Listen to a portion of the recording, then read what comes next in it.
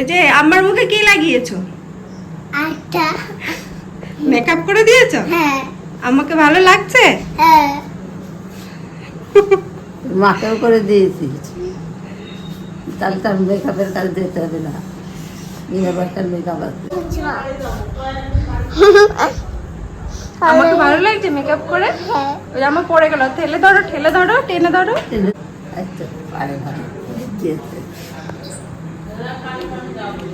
যাও আমার পাশে বসাটা এবার একটা সুন্দর ছবি তুলে দিই। Makeup model. দেখো ময়দা মাখাইছি।